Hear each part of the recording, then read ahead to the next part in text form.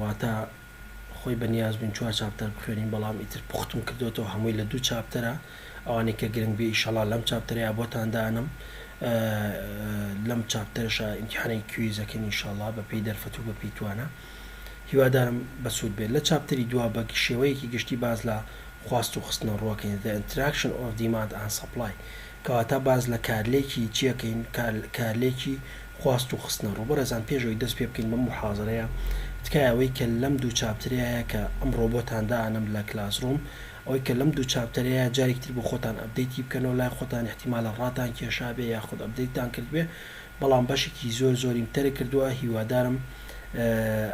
سەیری کۆتا ڤێرژن بکەن سەیری کۆتا ئەپدەیت بکەن کە ئەمڕۆ دایەنەمەوە زۆر سوپاسدانەکەم بەرەزان بە شێوازێکی گشتی لە محاضرەیانە باز لە خواست و خستنە ڕوەکەین باز لەواکەین ئایا خواست و خستنە ڕوو چەندێک کاریگەریان هەیە لەسەر بازاڕەکان خواست و خستنە ڕوو چی ئەگۆڕن ئایا خواست چییە خستنە ڕوو چییە بە شێوازێکی گشتی the demand of an individual buyers quantity demand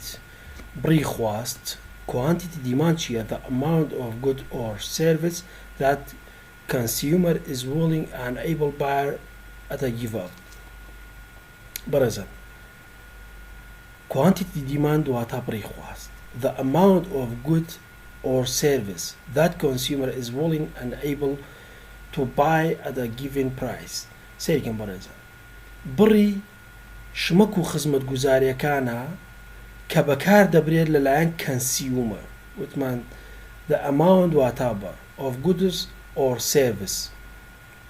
واتە بڕی شمەک و خزمەت گوزاریەکانە کە بەکار دەبرێت لەلایەن consumer لەلایەن بەکاربەرەوە بۆ پێدانی توانای نرخەکان و لە هەمان کاتشا دیمان سکێجۆڵمانێ واتە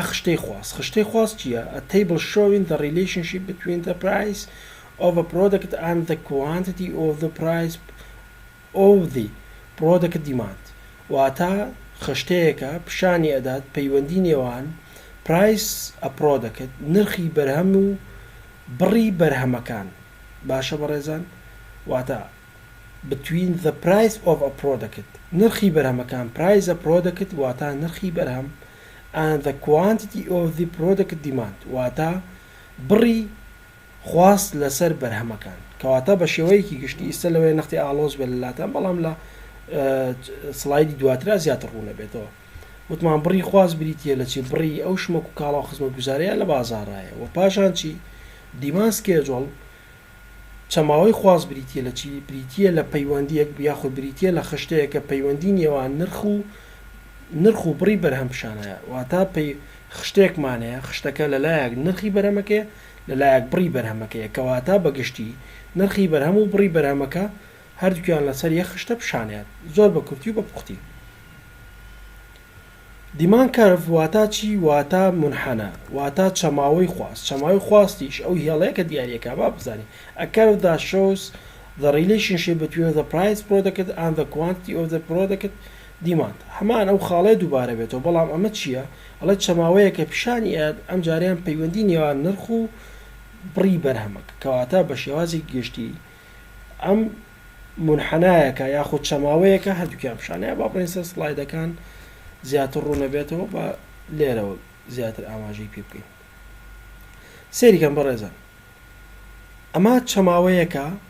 ئەمە بەگشتی ئەمە خشتەیەکە یاخود تەیبڵێکە کە چیمان پیشانەیەت ئەمە دیمان سکێجۆڵە چیمان پیشانەیەت پەیوەندی نێوان خواست و خستنە ڕوو سەیریکەم بەڕێزان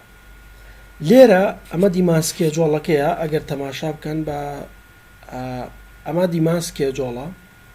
پرایسمانەیە پرایسەکە بریتە لە $75 کوانتیتیەکەی بمانەیە کوانتیەکەی بریتە لە 3 بڕ 3 وحدە یاخود 3یەکە بەڕێزان ئەتوانی ئەم خشتەیە بۆ هەموو کاروبارێکی ژیانت بەکاربێنی ئەتوانی بۆ هەموو ئیشوکارێکی ژیانی خۆت بەکاری بێنی با بزانی چۆن بەکاردێت بەڕێزان ئەم هێڵی کە ئێمە هەمانە ئەمە هێڵی چیە ئەمە هێڵی نرخە پرایس دۆلار ئەمە هێڵی نرخەکەتە کەواتە هێڵێکی ئاوا کێشی نرخ ئەم هێڵە چییە ئەم هێڵەیان کوانتیتیە ئەمە کوانتیتی پرێزنت پرنتس ببورن ئەمە کوانتیتیە ئەمەیان چییە ئەمەیان پرایسەکەیە کەواتە ئەمە نرخەکەیە ئەمە بڕەکەیە پرایسەکەمان نرخەکەمان بۆ هەر کاڵایەک بەچەنە بە 75 دلارە تەماشا بکە ئێرەی بە 75 دلار دیاری کردووە احتیمالە ئێرە بە 200 دلار بێ احتیمالە ئێرە بە 500 دلار بێ یان لێرە 150 بێ یان لێرە 125 بێ ئاوە ئیتر ئەماکەوێتەوە سەر دیاریکردنی ئەو کاڵایی کە خۆتەتە چەند بڕ ئەکڕی بە 75 دلار 3 بڕ ئەکڕیت بە 75 دلار گریمان هەر کابۆیەک ئەمە بڕی کابۆیە کوانتیتی گریمان یەک کابۆ بای 25 دلارە دوو کابۆ بای 5 ببورن گریمان تۆ ئەتوانی سێ چوزانم سێ کابۆ بکڕی بای 175 دلار ئەتوانی سێ فلاش میمۆری بکڕی بای 175 دلار هەر شتێک نرخەکەی بگاتەوە ئاستا ئەمە بنمونە با بزانین دواتر چیمان پێڵێت دواتر ئەمە هیچ نییە ئەمەیان سەریکەم بەڕێزان ئەگەر بێت و نرخەکە دابەزێت لە 75 دلارەوە بۆ 150 دلار سێریکە کڕیار چی ئەکات کڕیار هەوڵی زیاتر ئەیات بۆ بەدەزێنانی ئەو کاڵەیە تۆ تەماشا بکە ئێمە لە محازەرەی پێشوە لە چاپتەرێک کاوتمان نرخەکان بە شێوازێکی تەواوەتی کاریگەریانەیە لەسەر بازار ئەگەر بێت و نرخەکان دابەزێت هاوڵاتی چی ئەکات هاوڵاتی کاڵای زیاتر بەدەسێنێ سێریکە بەڕێزە لە 75 دلارەوە بوو بە 150 دلار نرخەکە لە 75 دلارەوە دابەزی بۆ 150 دلار هاوڵاتی لە جیاتیەوەی سێ کاڵا بکرێ ئەڕوا 4 کاڵا کڕێت بە هەمان شێوە لە 150 دلارەوە بوو بە 125 دلار هاوڵاتی لە جیاتی ئەوەی 4 کاڵا بکرێت 4 کاڵا بەدەستبێنێت چیەکات 5 کاڵا کرێت 5 کاڵا بەدەسێنێت بە هەمان شێوە لە 125 دلارەوە دابەزێت وردە وردە هەتا ئەگاتە 75 دلار بەڕێزە کەواتە ئەگەر بێت و نرخەکان زیاتر دابەزێت لە 175 دلارەوە بۆ 75 دلار دابەزێت کەواتە کێ سوودمەند دەبێ ڕاستەوخۆ هاوڵاتی سوودمەند دەبێت ڕاستەوخۆ چی سوودمەند دەبێت کڕیار سوودمەند دەبێت کڕیار کاڵایەکی زیاتری بەردەست ئەکەوێت کەواتە بە شێوازێکی گشتی چەماوەی خواست پەیوەندی بە کێوەیە پەیوەندی بە کڕیارەوەیە بەڕێزە ئەگەر بێت و نرخەکان دابەزێت کەواتە چیە بێ خواست زیاتەکات ئاگاتان لەم خاڵە بێ و لە بیرتان بێت ئەگەر نرخ دابەزێت خواست زیاکات ئەگەر نرخ بەرزەوە بێت خواست کەمەکات ئەگەر ئەمە بە پێچوانەوە بڕوا لە 75 دلار بێ بە 100 دلار هاوڵاتی کەمتر ئەکرێت 6 وحدە ئەکرێت لە 125 100 بۆ 125 دلار 5 هەتا ئەگاتە سەری سەرەوە ئەگاتەوە بەسێ کەواتە بە شێوەیەکی گشتی as the price falls ئەگەر بێت و نرخەکان دابەزێت the quantity of printers demand increase بڕی خواستی ئەکات بڕی خواست ئینکریس ئەکات زیادەکات بەڕێزان ئەمە یاسایەکە لە بیرتان بێت کایە بۆ ئیمتحان گرنگە ئەگەر بێت و the prices fall نرخەکان دابەزن the quantity of demand چیە بێت بەرزە بێتەوە با بڕینە سلایدی دواتر ئەمەشیان بە هەمان شێوە باز لە خواز لە بازارەکە ئەمەشیان باز لەو چەماوەیەکە لە محازەری پێشووترا باسمان کرد بەڕێزان ئەمەش نمونەیەکە بۆ خۆتان ئەتوانن سوودی لێوەرگرن لەم لێرەیە هەمان ئەو شتەی پێشووە دامناوەتەوە بەڵام لێرەیە نمونونەکەی جیاوازە ئەتوانن هەر بۆ بەرچاوڕوونی خۆتان سوودی لێوەرگرن بەڕێزان ئەمەش یاساکەیەتی the law of demand holding everything else constant هەموو شتێک ئەگیرێتەوە کە جێگیرە یاسایی خواست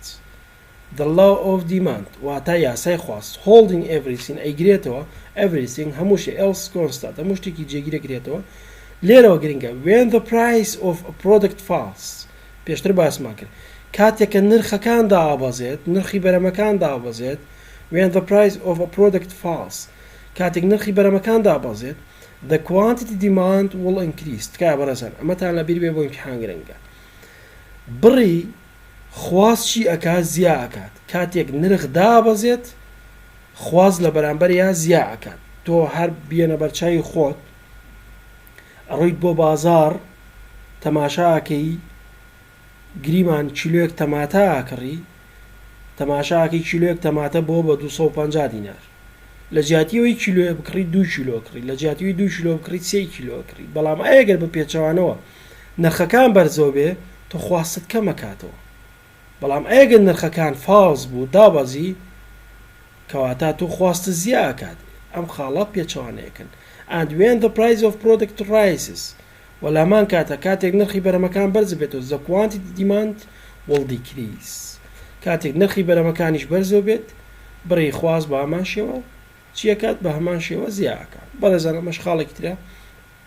the substitution effect ئەمە کاریگەریە گرنگەکانە لەسەر بازار دروستە بێت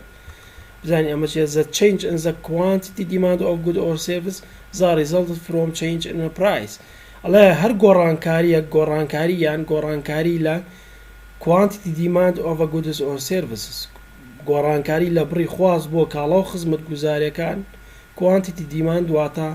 بڕی خواست گۆڕانکاری لە بڕی خواست بۆ کاڵا و خزمەت گوزاریەکان بۆ goods or services پەیوەستە بە چیەوە result ئەنجامی چییە ئەنجامی گۆڕانکاری لە نرخەکانە کەواتە هەر گۆڕانکاریەک لە خواست بۆ کاڵا و خزمەت گوزاریەکان دروست بێ لە بازارە ڕاستەوخۆ پەیوەندی هەیە بە چیەوە ڕاستەوخۆ پەیوەندی هەیە بە نرخەکانەوە. بەڕێزان نمونەمان هێناوە لە محازەرەکانی پێشوا باسمان کرد وتمان زۆر جار بەهۆی نرخەکانەوە هاوڵاتیان تەماشاکەی سەفەر بۆ ئەو وڵاتاکەن لە ماوەی ڕابردووە ئەگەر بیرتان بێت لە هەرێمی کوردستانە زۆرترین خەڵک ڕووی لە وڵاتی ئێرانە کرد بۆ لەبەرەوەی نرخی وڵاتی ئێران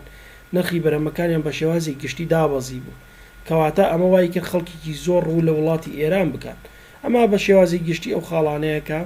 پەیوەندیانەیە بەخواز لە بازارەوە. بەڕێزان سڵایدێکی ترمانەیە ئەم سڵایدەیان باز لە چیەکە ئەوەش بامان شێوە باز لە سەپلایەکە سەپلای ژوتمان بڕی چییە the amount of a good or services that firm unable to supply given a price quantity supplied واتە چی quantity supplied واتە بڕی خستنە ڕوو کەواتە ئەمە پێشتر خواست